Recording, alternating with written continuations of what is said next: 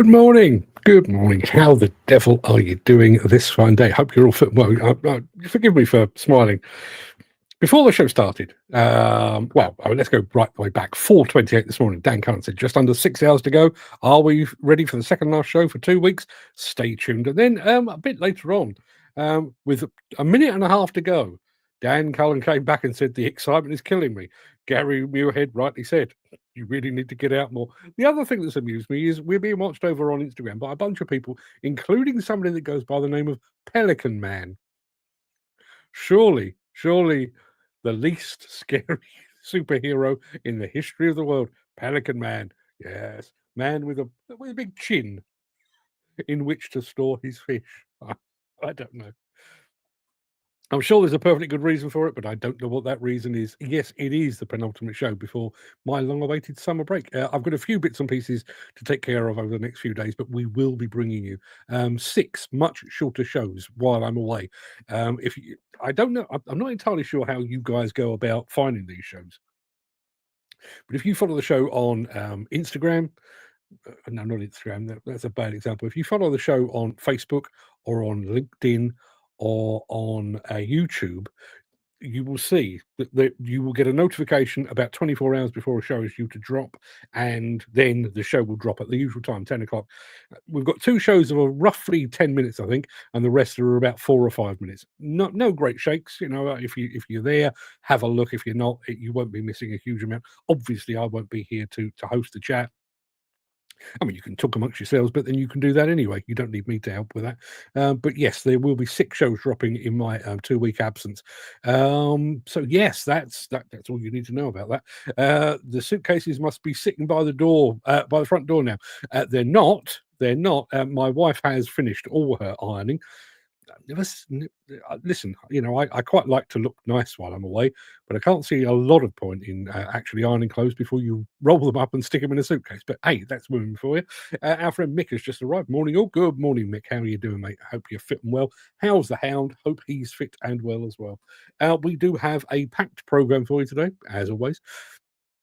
So without further ado, let me roll the intro, post the question of the day, and get this show on the road, underway, started. I can't think of anything else. There you are. I swallowed the thesaurus this morning. Let's get going.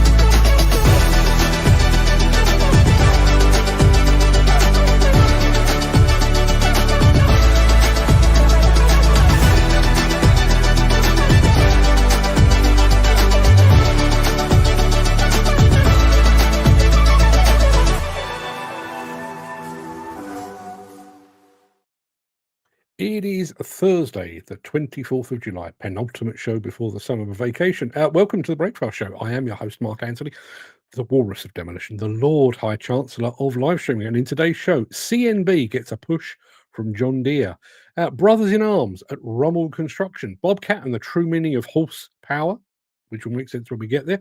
And we've got some footage of the new Case Duck in action. Plus, in my morning monologue today, Exodus. Now, when this appears in print, I say in print, when it appears online on LinkedIn and various other places, you might notice that the intro to it actually says, "Let my people go." I wonder how many people will pick up on the fact that that is actually a line from the book of Exodus. Not a religious person, not a spiritual person in any way, shape, or form, but I know me stuff. Dark on Demo, our friend Frank has just said, "Hey, hello, enjoy your summer break. It's very cold in Western Australia at the moment." Frank, these things are relative. Cold to you is baking hot to us poor limeys. It really is. Poms. Limeys is an American thing. Poms. Us poor poms. Listen, anything above 0, and we're taking off sweaters. We really are. Dan Cullen says that the Breakfast Show is definitely the place to be at 10 a.m. daily. Yeah, it goes downhill after that. 10 o'clock. 10 o'clock. We're rocking and we're rolling. There's sparks are flying. 10:01, it all starts to go a little bit wrong. Jim, are you on about the girl who done changes? Hang on a minute. What has Jim said? What has Jim said? I did see him go through the chat earlier. I can only see him saying morning peeps. Ken Hatcher is here as well. Good morning, Ken. He's got the sunshine again, which wouldn't suit Dan Cullen because he loves the cold. Yeah, there you are. We are a broad church here, and no mistake. We do have a question of the day. I've already posted it, but I'm going to remind you of it very quickly because it looks like this.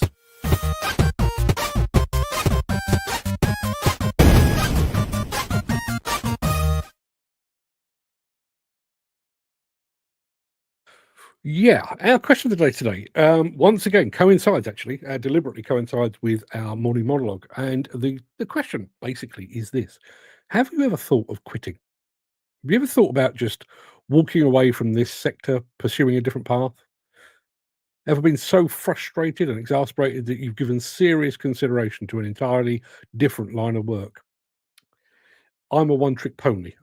Nobody else would have me. I can beat a keyboard and I can pretend I know what I'm talking about. That there you are. That is my skill set. That's what it says on my competence card. Can type a bit and can talk a lot as well. Yeah. That's all it says. But have you ever actually thought about actually walking away? Because that is our morning monologue discussion. And apparently Ken has. Yes, I have a few times, but I'm still here. Jim Turner says, "What does your man call cold?" Yeah, Frank, what is the temperature in Western Australia right now? Make us all laugh because I'm sure it's toasty. Ken Hatter is on a big muck shift today. Well, don't pay too close attention to this show. Partly just let my mistakes slide, but also you need to concentrate on what you're doing. Mick says, sorry, mate, Jim put a post up on the main Facebook site. Okay. In that case, I'm not privy to that. Dan Cullen, yes, he has considered walking away on a few occasions, he says. Jim Turner, I thought David Bowie did changes. He did changes. But what was it not? Just trying to remember. What was changes not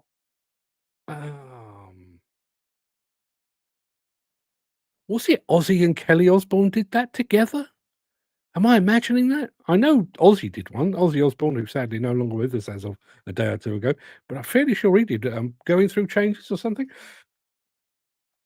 Jim Turner about Starmer Mick, the ditty. There's a private conversation going on over there, and I don't know what that's all about. Question of the day. Due to some of the people I work with, it's unbelievable. Well, we're going to get onto that, so hold that thought. Mick says a girl's done a remix of Going Through Changes. Try to listen to it. Going Through Changes. There you are. That is the Aussie track, I guess. And Dan saying, Ken, make sure your sprockets are the right way round.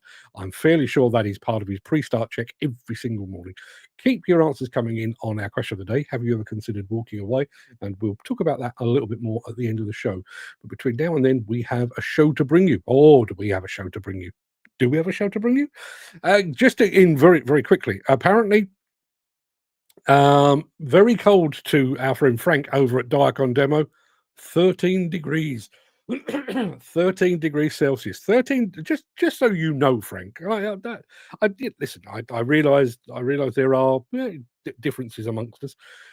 When it hits 13 degrees here in the UK, we put on t-shirts.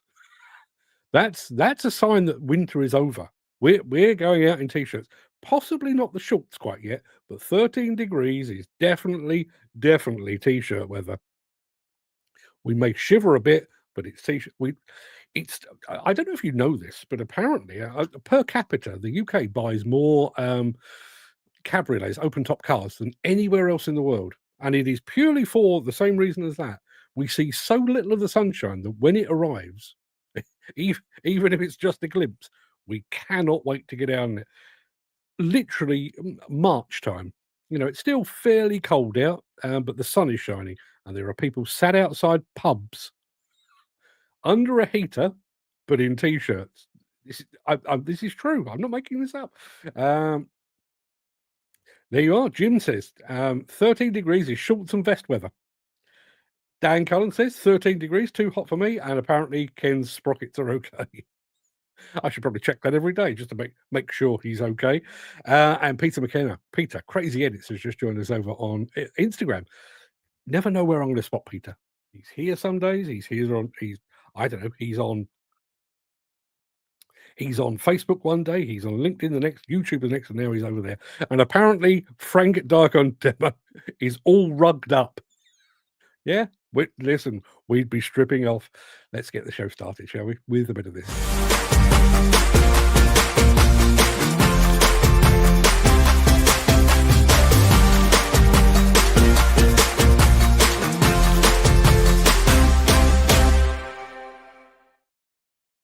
Yeah, we're off to what used to be called the United States. More disunited these days, I think, but we're off to the States in the company of a company called CNB, and more specifically, John Deere. Have a look.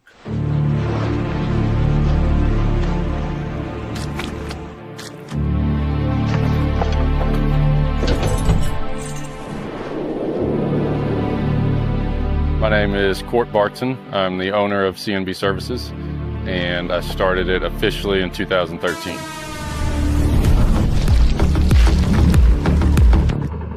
From the very beginning, I wanted to get out and work and loved equipment, and John Deere specifically. I just wanted to be around it, learn about it, use it when I could. So that quickly led to an opportunity to buy a small skid steer, and that's when the business took another big step. We're building a building pad and putting in parking and fire lane for an undetermined building on this site. We love doing sites like this. Dirt was brought in, we're pushing it from here across to the site, and then we'll process all that material. The total amount for this job is 1,200 yards. With the John Deere Smart Grade, it's so simple for any of us to run. With the screen, you see what you're actually working on. You can chase down a curb line perfectly, overcut it for the form boards, and be able to leave everything at an unbelievably tight grade. It was mind-blowing to go from no GPS to a mass system and then a smart grade system. The difference in the Deere equipment from other equipment is the support. All the guys at RDO have just been absolutely incredible. Something I've always loved about Deere since the very beginning, before I was even a legit company, was how willing John Deere was to work with a super small company like myself.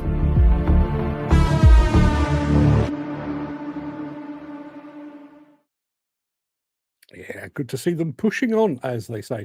Apparently, Peter has now joined us over on YouTube. Thank God, couldn't hear you on Instagram. It's beyond my control. I just throw this crap out there, and sometimes it sticks, and sometimes it doesn't. When we said that Dark on Demo, our friend Frank, he's all rugged up, I'm fairly sure he was talking about, wraps and rugs. But apparently, Jim Turner has spotted. So Frank has a syrup. I don't believe he does. Not an Irish jig, as far as I know. Dan is saying, any videos from the demo guy in Australia? Suppose you've got your big coats on. Yeah, Frank, if you're sat there in a big coat and hats and scarves, send us a photograph, send us a video. Love to see it. Chris Ford has arrived. Morning, troops. What's the plan for today? The plan for today, as laid out by Chris, is exactly the same as the plan every day. 1 step forward, 2 back. Yep, that's about the size of it. Question of the day, Peter says, I have, and I did. The question of the day, just for those late arrivals, not naming names, but those late arrivals, the question is, have you ever thought about walking away from this industry? Have you ever become so exasperated by all what you see around you, and you've just thought, do you know what? Enough. I've what is it? I've taken enough, and I can take no more. Have you ever thought that? 1,200 yards, lol, but confusing. Yeah, listen, Americans. What can I tell you? Wow, you won't beat a good dozer driver. Nope. Chris Ford, question of the day. Frequently, especially when things aren't going right. Yeah. I'll give it a Sarnia. That may be the conversation that's going on between Mick and Jim. I don't know. Long-standing demolition company, East Midlands Demolition, failed the other week. Did they? Didn't I mean, I'm aware of them. I didn't know they'd failed. I'll have to have a look into that. Thank you very much indeed for letting us know on that one, Chris. Also heard, I'm not going to name names, but I did actually hear about a demolition man taking his own life earlier this week as well. You know, for obvious reasons of sensitivity, I'm not naming names or anything like that, but I did hear that. See, Dan's met his match with that video. Confusing. Well done, Peter. You can say that to your friends, I guess. Oh, what was that? Something just popped in while I wasn't looking. Dan says he's considered quitting because some people can't actually read text and send correct emails. It's beyond me. Bane of my life. Bane of my life. We'll come back to it at the end because I've got a lot more to say about it. We're off to, we're back off to the States in just a moment. Brothers in Arms. You'll see why I called it that in just a moment. If you are enjoying this episode, please consider supporting the show. You can leave us a tip at buymeacoffee.com/demolition news. There's a lot of people in this industry that have followed grandfathers and fathers and uncles and stuff into the industry. Sometimes they follow their brothers, like this.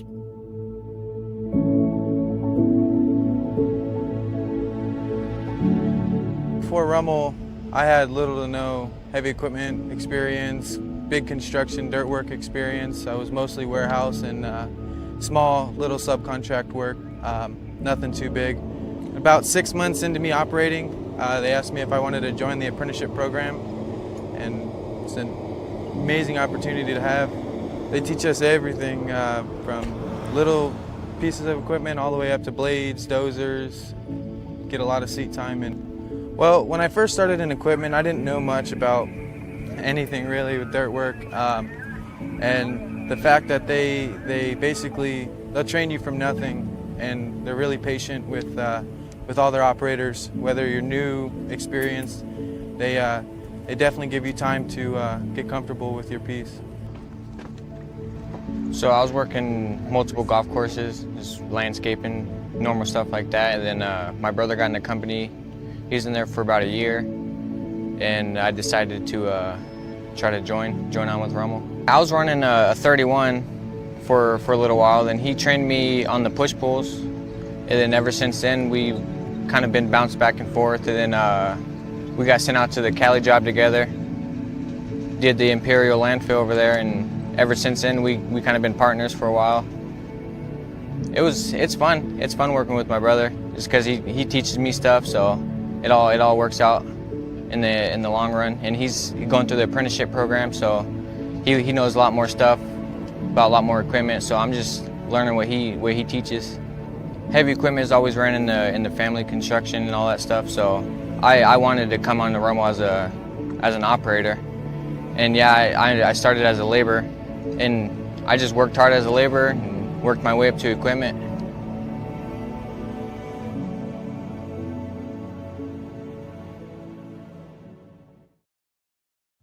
Just as it should be. Good morning to Joe Brown Construction Company, all the way over in Philadelphia.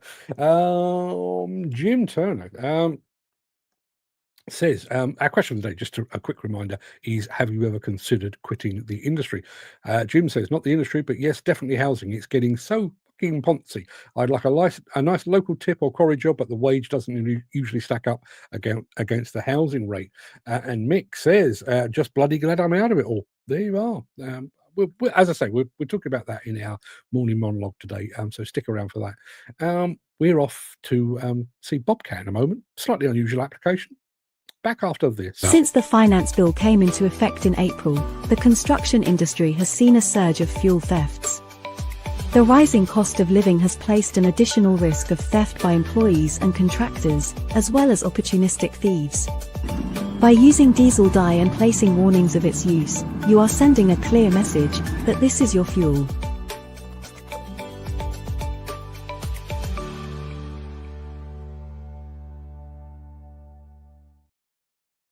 When I was sitting down to plan this show, honestly, I do plan these shows, kind of. When I was sitting to plan this show, the thing that I wrote about the video you're about to see is Bobcat and the true meaning of horsepower. And you'll notice I left a gap between horse and power. It was deliberate. This will explain. Hey everybody, Chip Gaines here. I'm about to meet a guy named Jason, and boy does Jason have an incredible story. And today we're about to add a whole new chapter to Jason's story. I've heard you've had a heck of a life. You've served our country. I've done everything in my career field as an infantryman. Had 6 real deployments. I started my sign company. I'd got into an accident with my lift. It put my left deltoid into a 14,400 volt line. After being electrocuted, I'd say God's love kept me here for a reason, and I believe it's to do what I'm currently doing. Hoof Haven Sanctuary, home of the forgotten horses. Why Hoof Haven? You know, why this? They're all wonderful creatures, you know. People let them go, they end up in the kill pens. Just absolutely horrid conditions. We provide a forever home until they pass on their own. A long-term goal is really to kind of fix up down by the river and get it so where I can have disabled veterans come out here, spend time with the horses, camp out by the river, share stories, and kind of relax and dismiss their PTSD and into the horses. Well, the Bobcat team came together and we wanted to change your life. Oh my God. What do you think about that? What a beautiful machine. Come here, man. Check this thing out. Are you kidding me? You got AC in this thing. You got it. Bobcat, you guys, you are forever in my heart. This is the machine that is going to get it done.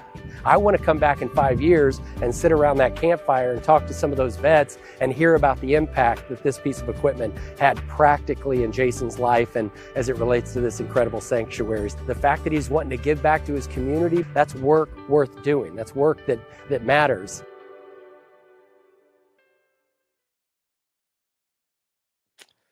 Great story. Yes, it's a wonder that he's still alive. 14,000 volts up your beeswax. You don't need that in your life. And Dan says, I love how Americans support their army vets. I think American people do. Not entirely convinced that the American government does in quite the way that it used to. You look at the way they've treated their veterans and their first responders from 9/11. Leaves a lot to be desired. Something I watch with a degree of disgust, to be perfectly honest with you, but that's a whole other story. Don't get me started on Donald Trump, who is in the Epstein files, apparently. Who knew? Well, apart from all of us, who knew? We're going to have a look at the new case duck in just a moment, so stick around for that.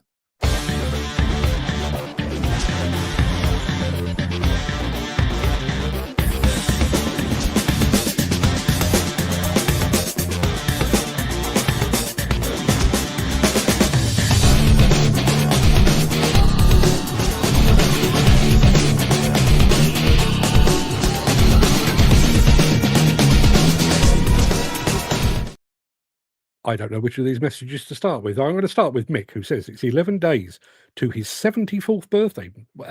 I won't be here, Mick, so accept my many happy returns right now, because I won't be in a position to do that then.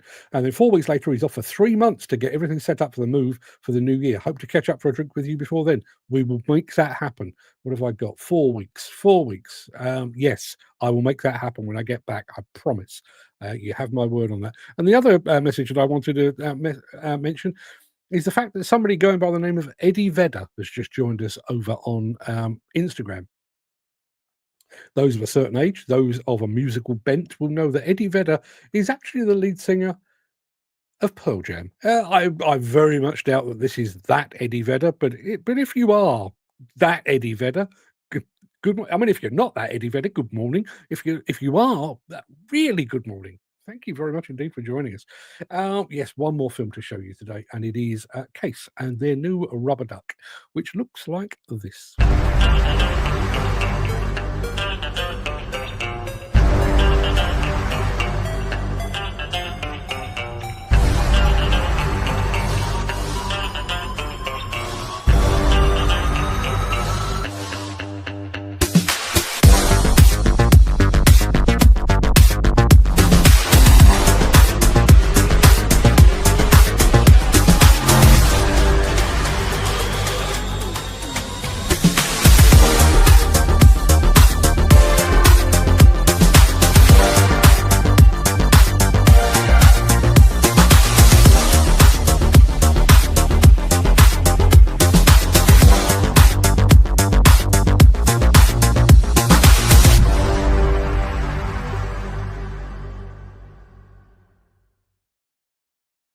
Very smart, good soundtrack, loving it. Well done, Case. Very quickly, just had a message coming in from the Vertical Days exhibition, all about cranes and access. I don't know if you're familiar with Vertical Days. It's VERTIKAL, Vertical Days.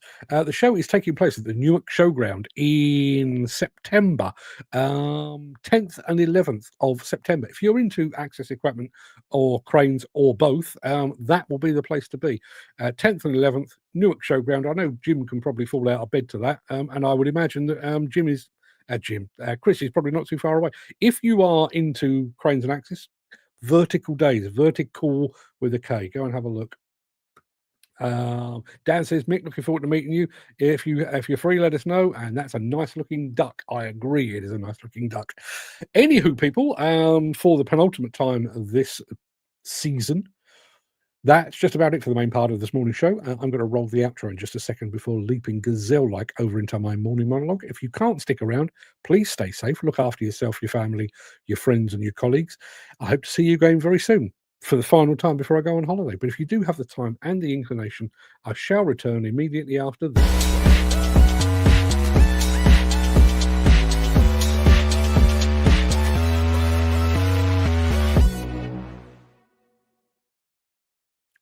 Have you ever thought of leaving, just throwing in the towel, calling it quits, packing your bags and going somewhere else, somewhere better, somewhere you're actually wanted? Have you ever felt weary of things as they are now, today? Do you hanker for a simpler life without the constant hassles and struggles? Have you ever looked around and shaken your head in disbelief at what we've become? Have you ever looked at those in charge, those in authority, those with power and thought, I wouldn't trust you to walk my dog? Have you ever looked at those around you and thought, you don't belong here? You have no right being here. Your very presence is dragging us all down and making things worse. I know it sounds like I'm talking about emigrating, leaving the UK for somewhere greener, somewhere life feels less heavy, but I need to clarify. When I asked about leaving, I meant quitting the demolition and construction industry. When I asked about those in charge, I didn't mean politicians. I meant the managers, the foremen, company owners. And when I questioned those who don't belong, I wasn't referring to migrants. I was talking about those people currently stealing a living on demolition and construction sites up and down the land. The ones who would really rather be somewhere, anywhere else. But have a plastic card that says they're competent, but they'll also have a skill set that proves otherwise. And if you've experienced any of those feelings, you're not alone. The demolition and construction industry is experiencing an exodus. While the nation limps forward towards an unattainable housing target and infrastructure promises that no one expects or intends to fulfill, more people are quitting the trade than ever. The workforce is shrinking. On average, tens of thousands leave every year, many through retirement, some through sheer disillusionment. And fewer young people are replacing them. Despite talk of apprenticeships and training, a significant portion of those who start that training fail to finish it. Young hopefuls step onto sites only to quit within a year, lured away by easier work elsewhere, or simply beaten down by low wages and brutal shifts. Now, admittedly, conditions can be punishing. Fatigue, stress, injuries take their toll. Weekend shifts and early starts, afternoons spent breathing dust, evenings spent nursing sore limbs, and then commuting home, if you're lucky, only to do it all again the next day. Wages creep up, but by the time you factor in the hours, the risk, the travel, and the weather, you start to wonder if it's all worth it. And pride in the work is chipped away by inconsistent standards, corners being cut, regulation goalposts constantly shifting, and managers insisting upon pointless rules and meaningless competence cards. And despite those cards, standards continue to fall. Walls aren't square, pipes are poorly fitted, and machines are constantly just seconds away from another accident. Yet those holding the cards have been allowed on the job, let loose to cause mayhem and hold-ups, while others clean up their mess. It's not overseas migration creating this exodus, it's internal. Individuals who once said they belonged, who once held promise, who once believed in demolition and construction, are quietly exiting. In fact, with the removal of grandfather rights on some competence cards, we have actually ushered some of our best, most knowledgeable, and most experienced workers towards the outdoor. Some seek easier trades, others exit the workforce altogether. The result is a skeleton industry propped up by a shrinking group of diehards that refuse to give in, and thousands of warm bodies and seat warmers that already have. Companies worry about a migration of skills to the south and to London, where high workloads and higher wages draw workers like a magnet. Yet the real leaks are the quiet departures from the industry itself. And when we talk about bringing in new blood, it often means foreign labour. That may patch the holes temporarily, but it doesn't fix a system where staff retention is poor, where training often fails to stick, and young entrants often quit before they even begin. And so the industry limps on. Unattainable as they are, the targets for new housing and infrastructure don't wait. The science suggests that things will collapse if nothing changes, but in practice, the sites carry on. Buildings are handed over, certificates are issued, competence cards are waved around like hall passes. Yet behind the paperwork, the real skill and the real experience is often missing. So what remains? The immigration metaphor stands. People say they're leaving, but they're not boarding planes. They're walking off-site. They're walking away from the trades. The real exodus isn't from Britain, it's from the industry. The sector is slowly losing its soul, as those who had potential drop out, replaced by people who only half belong. And sooner or later, they will leave too. People are quitting demolition and construction in droves. And when someone says, I've had enough and I'm going, they mean they're done. They mean they're done with early starts and constant pressure that are life in the modern demolition and construction world. They're not emigrating overseas, they're emigrating from the trade. And while consecutive governments have vowed to stop small boats and illegal immigration, the emigration from the UK demolition and construction industry continues, unspoken, unchecked, and unabated. There you are. That is my penultimate morning monologue before I go off on my hollybobs. Incidentally, I was doing a final edit. You remember a couple of weeks ago, I interviewed a scientist, a guy called Sean Fitzgerald, who basically is leading the fight against mesothelioma and asbestosis and all that kind of thing. I had to listen back to the video yesterday. My voice sounds fantastic. I don't know if it's. I mean, this was a recording, so it's hard to say. I don't know how you're hearing it, but he was on a regular webcam. He had a microphone, and he sounded okay. My voice sounded fantastic. This microphone, I have to say, one of our best investments. Nothing to do with what I'm just talking about, but yeah, let's get back to the chat, shall we? Let's have a look.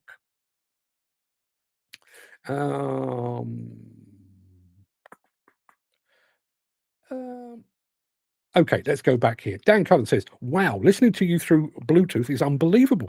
Well, I'm glad to hear. How does my voice, I mean, you've met me, Dan, you've met me a couple of times. Does my voice sound really like rich and bassy through Bluetooth? As I say, I mean, I literally listened to the first minute of my video yesterday, not to listen to myself. I was basically checking the video before I put it out. And I was really, really pleasantly surprised at how good it sounded. Chris Ford says, going back to the case, always fancied another rubber duck. Ran an Ackerman 7C back in the day, bit of a bulky machine. Yeah, but the modern ducks, huge fan. The question of the day today is, have you ever thought about quitting, which was the subject of the morning monologue? And Nigel Williams, morning Nigel, has just said, daily. Now he's here. I know I said this when he wasn't here the other day. Anybody that follows Nigel over on, I see him mainly on LinkedIn. But Nigel, I tip my hat to you, my friend. You've lost some timber. You are looking fighting fit. You're a damn fine figure of a man. Keep up the good work, mate. It really does suit you. Let's have a look. Yep, the lack of respect from bosses and guys on the ground towards their colleagues. I often thought about Tesco's or a warehouse. Yeah, and please, there are those, I think. I'll mention them in that monologue. I think there are those that join this industry as a bit of a last resort. Oh, nobody else will employ me. I suppose I better go and work on a demolition site or a construction site. So, they have no real commitment to it or for it. Where I think we have an issue, and I realise he's beyond retirement age, but people like our friend Mick, who has left demolition, an industry to which he basically dedicated his entire career, and he's glad to see the back of it. You've got people like Dan. I don't know how many years Dan's got in the seat, 20 maybe a bit more, maybe a bit less, I don't know. But somebody like that, he would actually consider jacking it all in to go and work in a warehouse. Nigel, I realise Nigel's possibly saying he thinks about quitting daily, maybe with a bit of tongue in cheek. But the very fact that people that with experience, with a lot of knowledge, with a lot of background and probably a great deal of emotional commitment and connection to the industry, actually think about quitting. What does that tell you about the industry? What does that tell you about the industry? And against that background, if you were a construction company or a demolition company, and you're looking at the future and you're thinking about remote control, or more specifically, autonomous equipment, who could blame them when you've got a workforce so disillusioned that some of its most experienced members are actually thinking about throwing in the towel?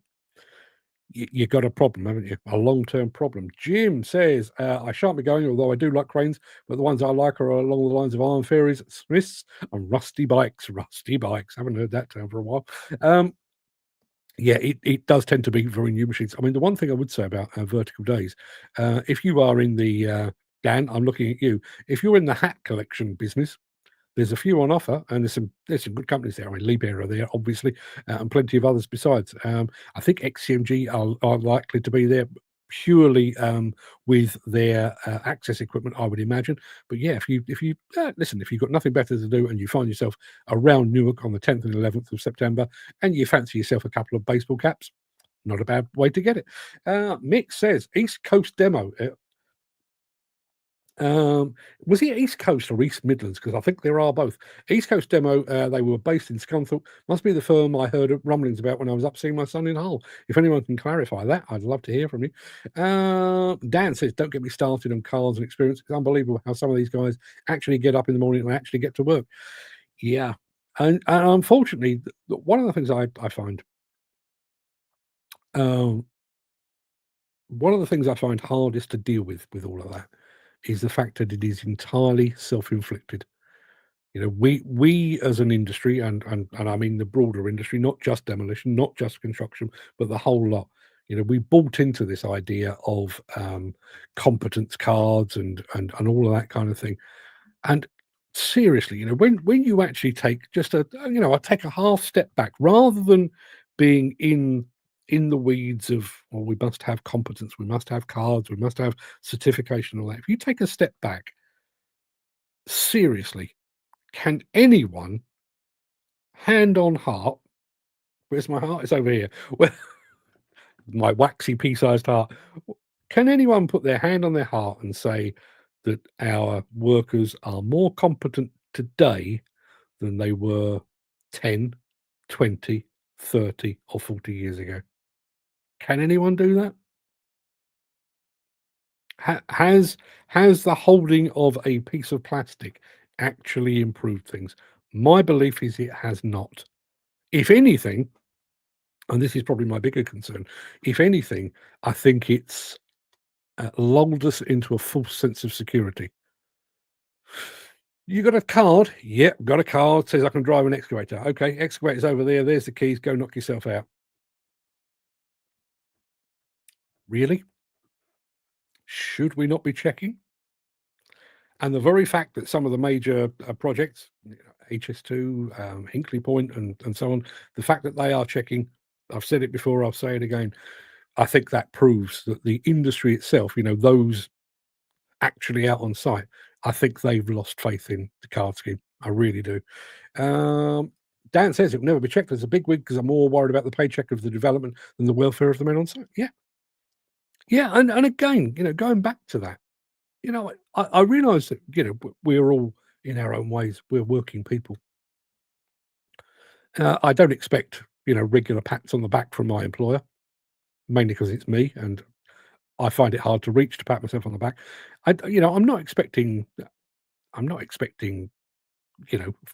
gifts and, complimentary lunches and free memberships to the local health club or anything like that.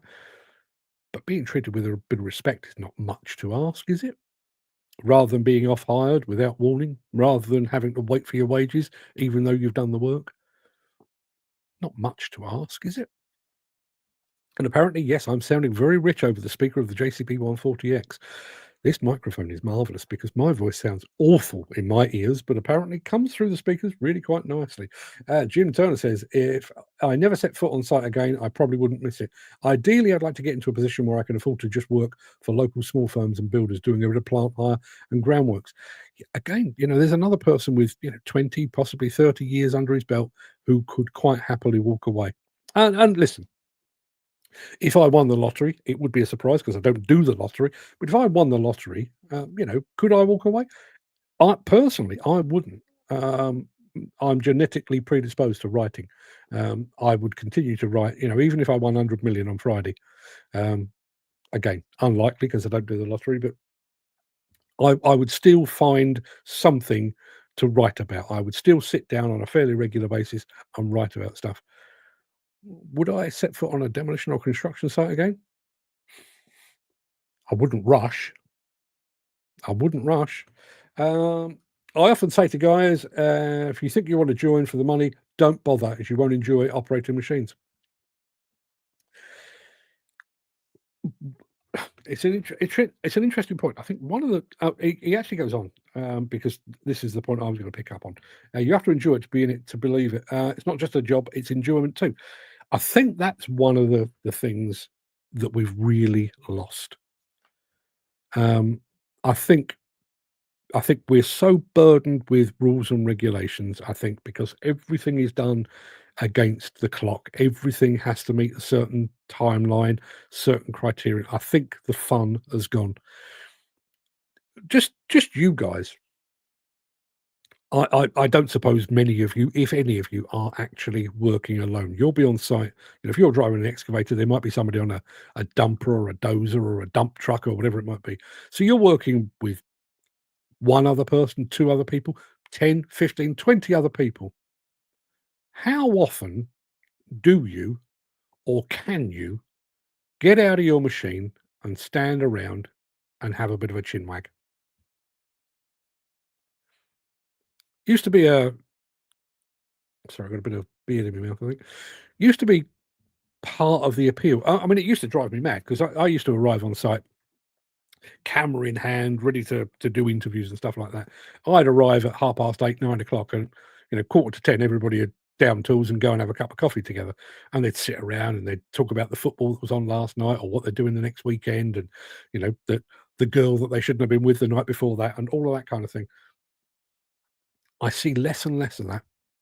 In fact, what I see more and more these days is break time arrives, the machines stop, but the operators stay exactly where they are, reach for a flask of coffee, reach for a sandwich, reach for a biscuit, and they stay exactly where they are. They're not actually out there chewing the fat and having the crack, as we used to say. That strips the enjoyment out of it.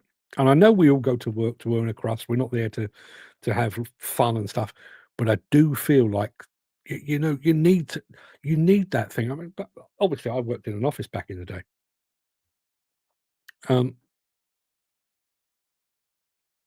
We had what the Americans refer to as the water cooler moment. There was something on the TV the night before, or there's a bit of breaking news or something, and you'd go for your vending machine cup of coffee, and everyone would be talking about the same thing. You'd down tools for 10, 15 minutes and just have a good old chat to make your day go a little bit more quickly, and there was some social interaction and that kind of thing. I feel like that's gone, and I don't think that's limited to construction. I used to get that exactly the same thing in office work as well.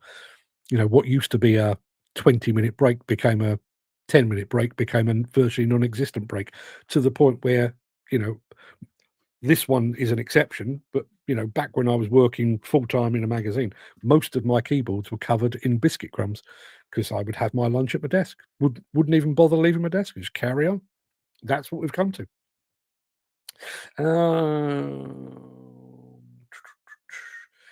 Unlike Ireland, it's not law to hold a card in the UK. No, absolutely. If anything, some of these trainers are throwing cards at operators and not actually caring about their future. I would agree with that. Mick says, think what really done it for me was when I renewed my gold card and got a blue card back.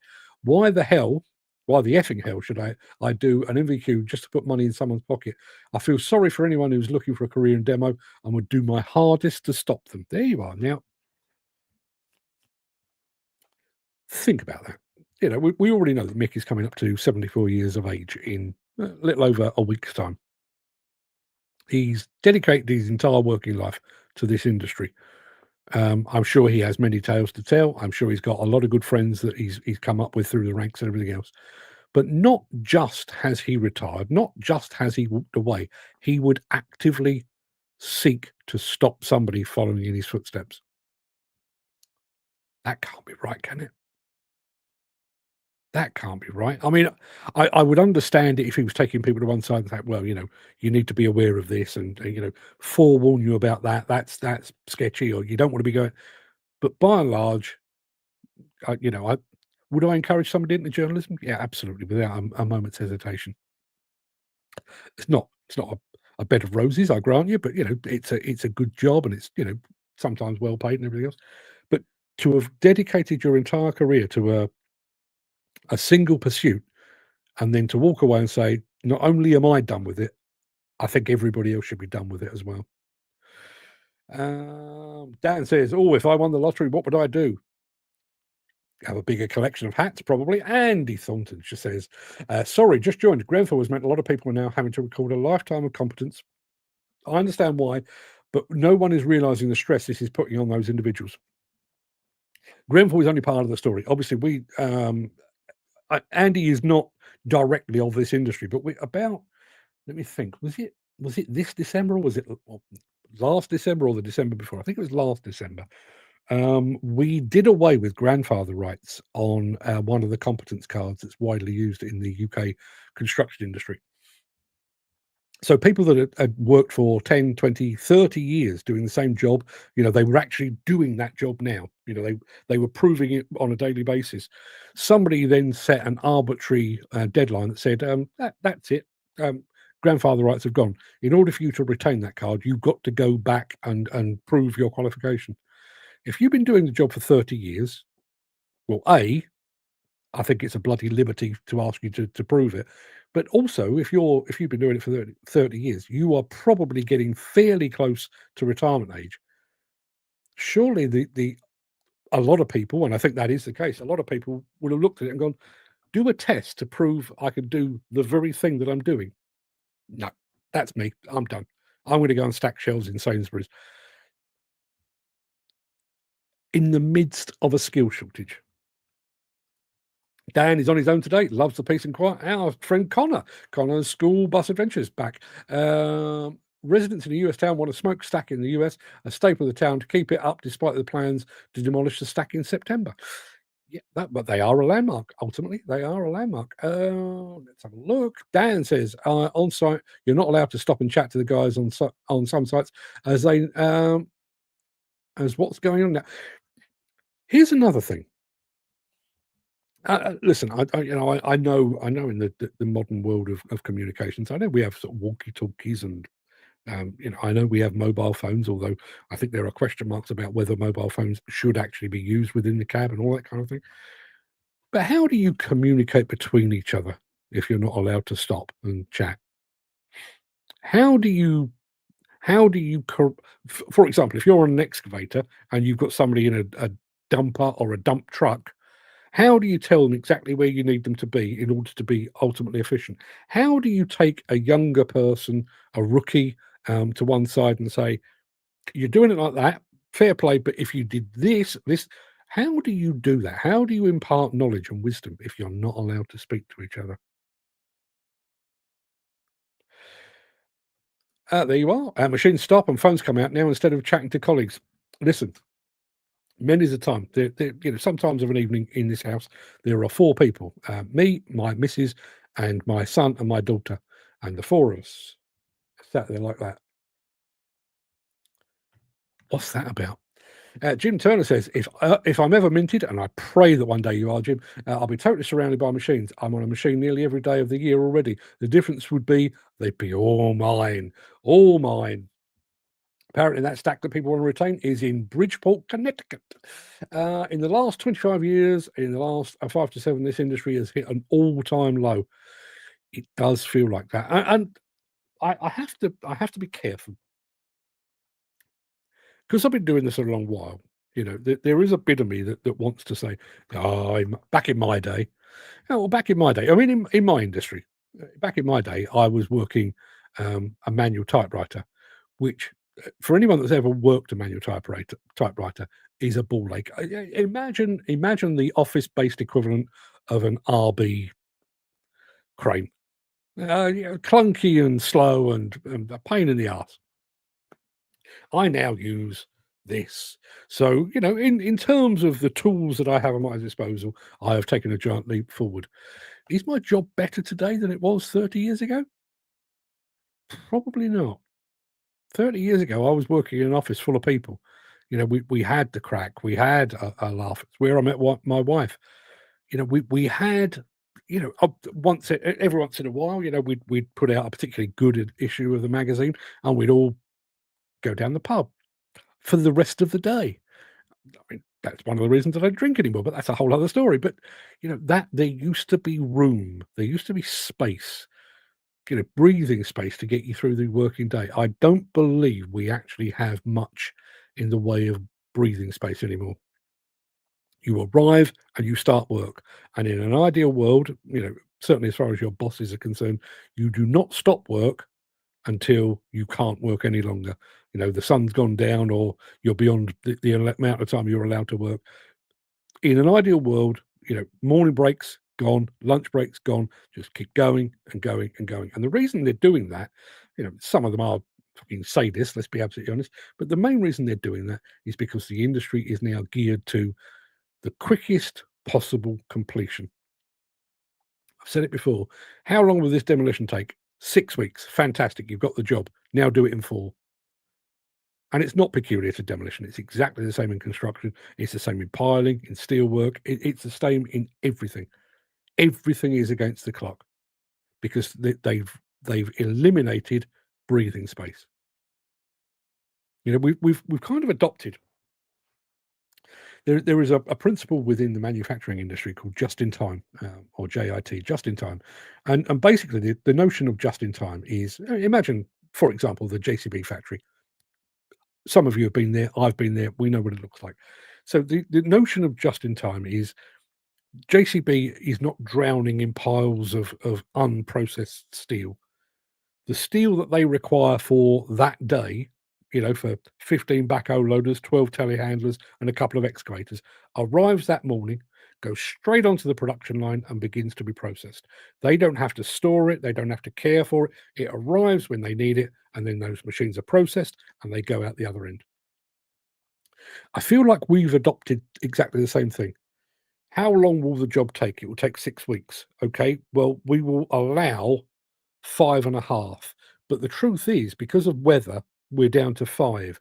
And because of delays on materials, we're down to 4.5. And because of the hold up with this other thing, we're down to, there's no breathing space, there's no flex, there's nowhere to go. And as a result of that, that all trickles down. It percolates down through the system to the point where you used to have 15, 20 minutes for a fag break and a cup of coffee in the morning, go and have a pee, have a chat with the lads, that's gone. Lunchtime, lunch hour. We used to refer to it as a lunch hour. It's now a lunch break. And by and large, the lunch break counts for fuck all because you carry on working. Or you have a sandwich in the cab and you just crack on. Dan says, no one cares about the job at hand, saying, I'll not see it from home, or why should I care? I'm only self-employed since this came in. The job's gone from bad to worse. Yeah. How do you instill any kind of pride in your work if the majority, if not the entirety of your workforce are literally here today, gone tomorrow? You know, if they're all agency workers who have no commitment to the project, to their employer, because, you know, tomorrow, the day after, the week after, they'll be somewhere else with someone else. Why would they care? Did anyone think about that when they started to push people out of direct employment? Jim Turner says, we have the Craic on site, do quizzes whilst we're all on the ground, but I'm also just happy working totally on my own. I've always been happy in my own company. I like to convince myself that I am too. Not entirely true. Chris writes, hi, Jim. If you became minted, we could do a swap. You can have my machines and I'll have the money. That's there you are. There's a deal on the table there, Jim. Mick says, apart from what I saved and a nice little win on the lottery, I'm able to finally do what I wanted most of my life. My advice to anyone comes up on the lottery, do as I have done. Find somewhere you're appreciated, and for sure it's not in the UK. Yeah, I mean, the original idea of that article or that monologue, I was planning to make out that I was talking about immigrants.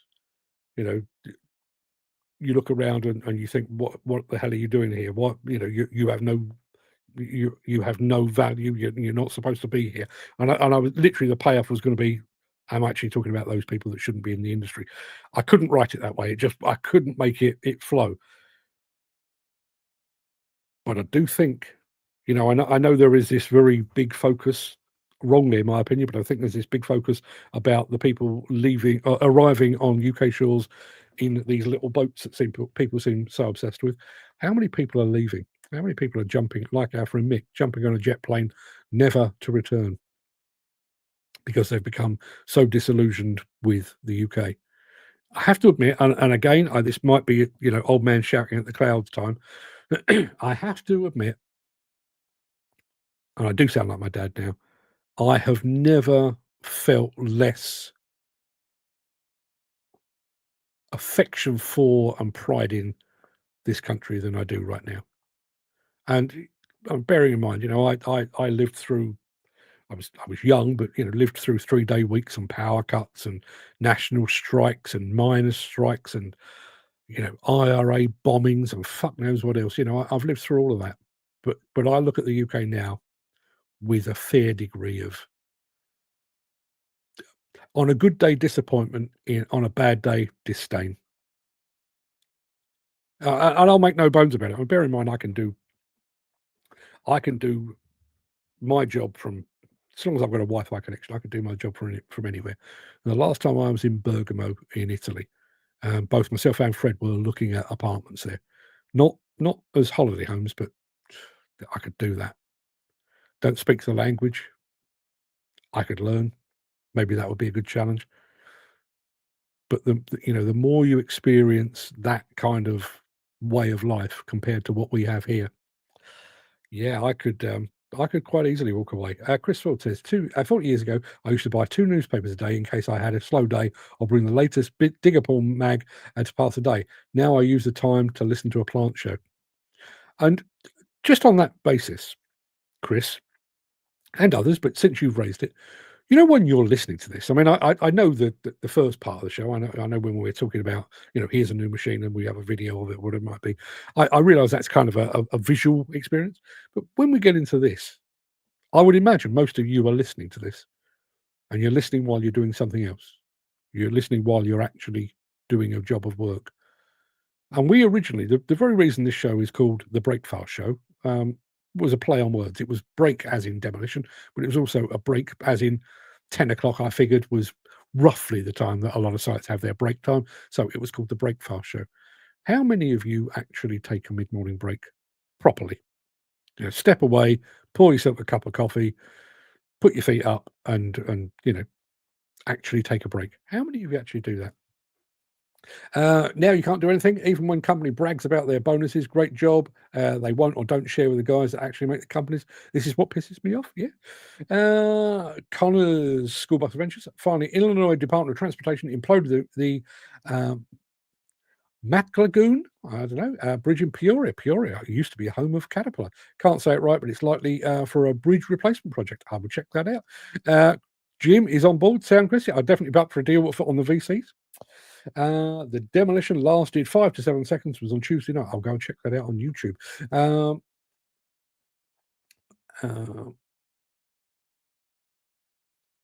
Immigrants are actually good workers, but they're cheaper than the local worker. Yeah. And again, we saw this. We saw this with Brexit. We within the demolition and construction industry, particularly in our sort of major urban conurbations, London, Birmingham, Manchester, and so on, we had a lot of migrant labour, and we decided, wrongly in my opinion, but you're all entitled to your opinion. We decided that we would quit the EU and go off on our own, and not surprisingly, a lot of those people that had come to the UK and were quite possibly sending money home decided that post-Brexit they felt somewhat less than welcome and went back home again. Who's to say they wouldn't do that again? We're plugging our own skills gap with migrant labour. As Dan has rightly said, some of them are very good. But what if something happens politically, geopolitically, something happens here, or something happens in their country of origin, and they say, that's it, I'm off. We're building an industry, or we're trying to maintain an industry on shifting sands. If you are propping up your business with migrant labour that could pack up and go back home at a moment's notice, you've got a problem. The people that came in on boats are looked after better than some people in this country. Not entirely sure I agree with that. Depends on site. We now have a break at 11:30. Few sites was at 10 o'clock. Jim says, first half hour of the show, I'm on my snap, which is his lunch break or his breakfast break. Right now, I'm back at work, graveling pipes up there. Good stuff. Have to be honest, I know it's going to cost me a few quid, but where I'm going, I met the local mayor and locals. I told them what I'm going to do and how I can help. Yes, financially to community, but the warmth I've received from all of them is unreal, and most of them are farmers. Yeah. That word, there's a word in there, warmth. When was the last time you felt that here?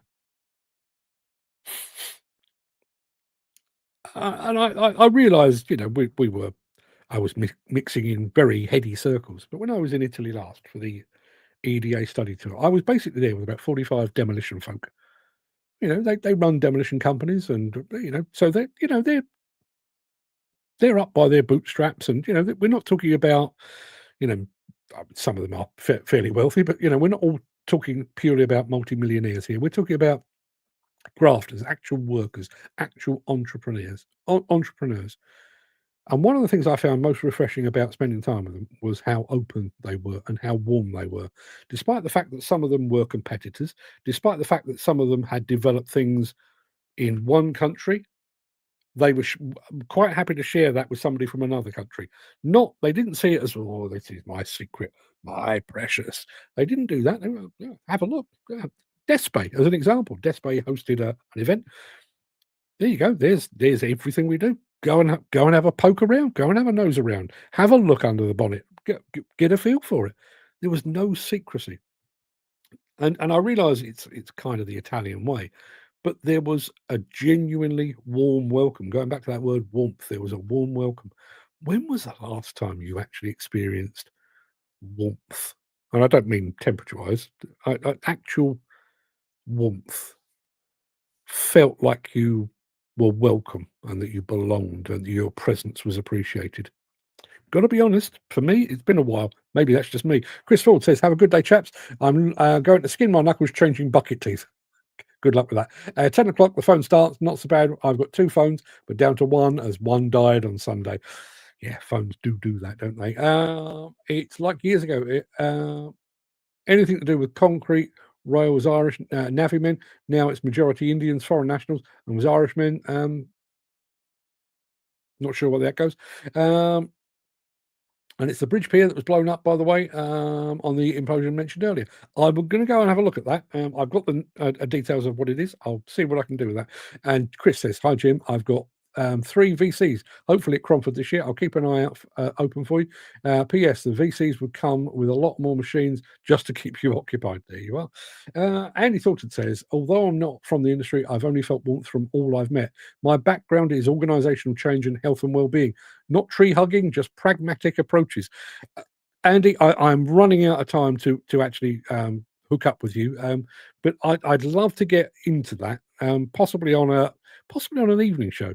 If you fancy doing that, we'll throw open the throw up in the airways, and we can talk about that health and well-being, because I want this audience to live long and prosper. I could do it. Call me Spock. And Connor says, have a great Thursday. See you soon, Mark. You may see me tomorrow, but don't forget, after that, you won't see me for 2 weeks, because I'm going to bathe, bask, wallow in the warmth of Italy and Spain, France, stuff. People, have a fantastic day. As always, I've enjoyed your company.